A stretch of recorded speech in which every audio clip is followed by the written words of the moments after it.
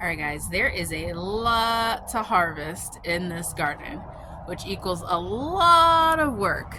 But it's nighttime and I need to get dinner on the oven, on the stove. So we're just gonna focus on what we're getting today. Hi everyone, welcome back to my channel. I'm Shamira Benson, one part of Team Benson. Did you see it? They are there. Our new garden beds are here and they are in their spots. They're out of my living room. So if you guys saw my shorts, you already seen them, but I'm pretty excited about it. Now guys, I need to harvest some stuff today. I am late getting myself out here, but we want to get some stuff ready for dinner. So there is a ton to harvest. Like there is a ton of things I should be harvesting right now, but I'm gonna go ahead and only grab a couple of things just so that we can get dinner ready because it's already almost like 6 o'clock. Okay guys, so we are making tacos tonight for dinner, so I want to grab a couple of tomatoes. So I'm gonna see which ones are the ripest since I have a couple of them on here. Yeah, like these ones right here, way riper. I'm gonna go ahead and get those off. But I have these little big beefsteak tomatoes. I get like tiny big beefsteak tomatoes, which is kind of funny. So I'm gonna go ahead and grab a couple of those and see how many I can get. Look there guys, we're starting off strong. Okay guys, so I'm getting to the point, as you can see, in the tomato season where I'm always having ripe fruit and it's weighing down my plants a lot. Like everything is like so super heavy. Like, well, these big beefsteaks and the black cherry tomato, they're really heavy.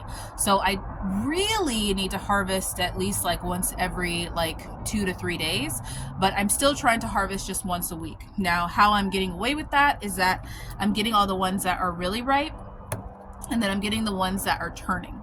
And what I'm doing is I just let them sit out on the counter and we use them all that week. And then the ones that we don't use that week, which right now it's probably going to be a few because I have to get the black cherries as well, then we put those in the freezer bags to start building up our year supply. So yes, got that. I think I'm going to get some lemon balm because I'm going to make a lemon balm tea for tonight with our tacos. So this is our lemon balm. It is our relaxation of the garden. Now we have had a stressful week, so I am going to make a lemon balm raspberry spritzer. We have some raspberries in the freezer, and then I'm just going to add some lemon balm, muddle it, and then add some club soda with some simple syrup with it. It's going to be delicious. I also see that I have some tomatoes over here. These ones are orange hat tomatoes. I've called them so many different things in videos, but they're orange hat tomatoes, and it's a Tom Thumb tomato. Which is like the size, I guess, of it. So I'm gonna go ahead and grab these ones. As you can see, they're already starting to grow like a new like little branch situation. So I want to make sure that I get this old branch off of here. So we're just gonna grab these as they ripen up. The other thing I need for some tacos is some cilantro. I only need a few little things of cilantro, so I don't want to cut a bunch of it because I want to use the majority of this to make a soup. You guys see that? That happy little bee just buzzing around? So I need to go on a black cherry tomato hunt, but I don't want to scare the bees. Now, normally when I pick my black cherry tomatoes, I pick them really early in the morning, just because, which normally when I do my garden harvest, and that's because I don't want to disturb the wildlife. Like the wildlife is doing its own little thing and it's pollinating things. Those bees have made a ton of tomatoes. So I don't want to get in their way of what they're doing. But I do want to grab a couple of the ripe ones off of there. I probably won't go really digging in there because I can just hear a couple of them kind of buzzing around, but we'll see what we get. So guys, this is the beauty of growing cherry tomatoes on an arch, because it is kind of like just pulling grapes. Like you just go in there and just grab the ones that you can get. I'm not going to go really digging in here, but the ones that I can see that are ready, I'm going to go ahead and pull those. Okay, we got the ones underneath the arch, and now it's time to squeeze in here and get the ones in front. So we're starting to get to the point where they're starting to turn a lot more. So soon, I can't wait until we get like our big harvest, because then they all turn pretty much at the same time. Once those temperatures kind of warm up a little bit better, like we'll get that. So ready for that. All right, guys. That's all I got for black cherry tomatoes. I was starting to anger the bees, so I'm just going to leave the rest of those on there. Mr. Benson's been really liking just going and grabbing like the really, really big ripe ones that just pop in his mouth. So I'm just wanting to get a couple on the countertop for him, but man, I'm gonna show you guys the tops of this thing. It's crazy. This is just absolutely crazy full. And as you guys can see, that is the branch that my neighbors have been eyeing. That one and the one way over there. But just absolutely full of big giant clusters of tomatoes. They're just everywhere. Okay, so I'm gonna grab some of these shishito peppers. The other thing I wanna make is egg rolls and like blistered shishito peppers. I have a couple that are in the fridge, so I'm gonna go ahead and just grab the rest of them so that then I can cook them all together. Okay, I just got like a little bit. Actually, one just fell over here. But yeah, those bees are flying at my head and I don't want to get stung.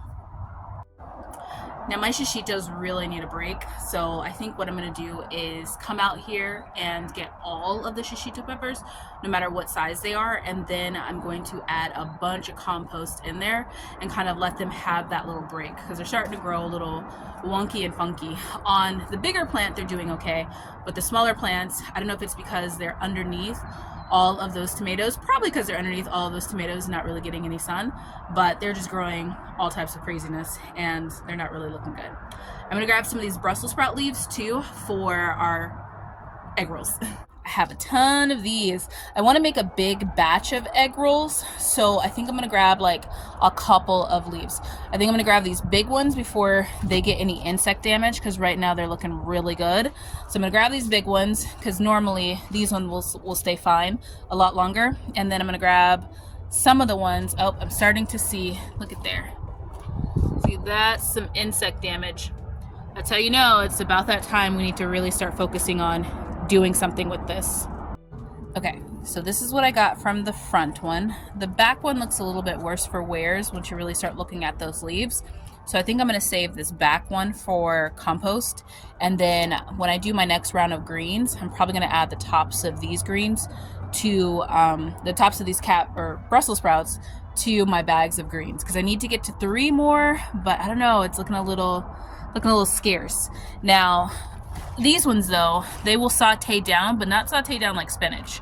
Like they're gonna saute down like cabbage. So you wanna make sure you have enough of them so that then there's enough greens in your egg rolls. Now I was thinking about going and harvesting these things and this lettuce or celery, but I think I'm gonna do that on a different day, because see, it's starting to bolt. So I do wanna get out here and get this done. We'll probably do this in the next couple of days.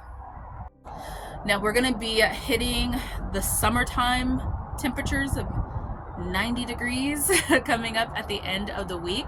So if I'm gonna come out here and grab some of these things and not have them wasted, then I need to get out here and get them soon.